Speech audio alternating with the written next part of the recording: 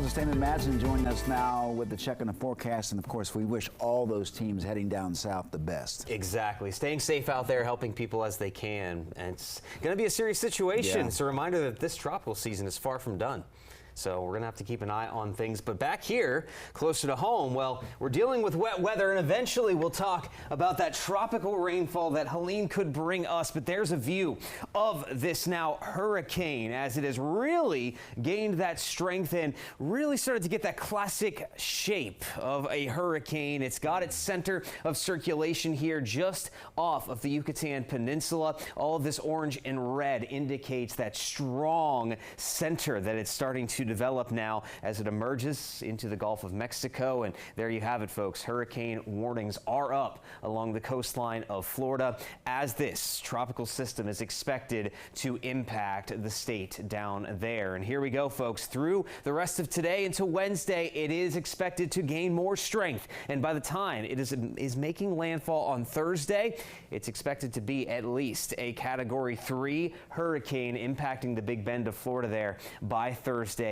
night. Now, they are, of course, going to see the worst of the storm, that storm surge, the heavy rainfall, the very strong winds. But eventually, Helene will roll inland, still as a tropical storm, over parts of northern Georgia, the Tennessee River Valley. But notice how, with its track, it does stay away, at least directly away from the DMV. But it's still going to be close enough that we are likely to see sort of a continuation of what we've already been experiencing out there, folks. Cloudy, rainy weather. Here's our view as of this afternoon. Things weren't quite as clear just 20 minutes ago. Looking out toward Roslyn as we're seeing waves of fog and mist roll through, dropping that visibility at times. This has been a problem the last couple of days and something you'll just want to stay aware of as we go through the rest of the day today. That visibility will drop down to just a few miles or less at times. Very impactful if you're going to be out there on the roadways. Now, in terms of rainfall, well, we don't have much of it at this current moment. Just a couple of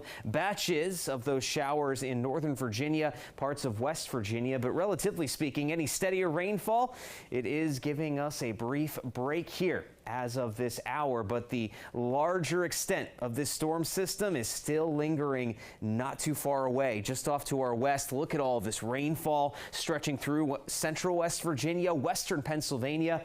That rain will eventually nudge into the DMV later today, and that just means more of the same of what we've been experiencing here, folks. Waves of rain will continue through the afternoon, going into the overnight hours now. Locations west of I-81 into the mountains, you stand the best chance of seeing some of that slightly heavier, more consistent rainfall as we head into Wednesday night. But scattered showers will at times pop up and move through across northern Virginia, the D.C. metro area, through the night tonight into the start of your Thursday morning. But then, before we talk about any sort of rain from Helene, we get a break tomorrow during the daylight hours. We only see a couple of spotty showers near the Pennsylvania-Maryland line. Outside of that, Thursday is a much drier day, though the clouds stick around. Now, Friday looking much soggier as Helene, some of the bands from that move through, and then we'll continue to see showers from what's left of Helene as we go into your Saturday and Sunday.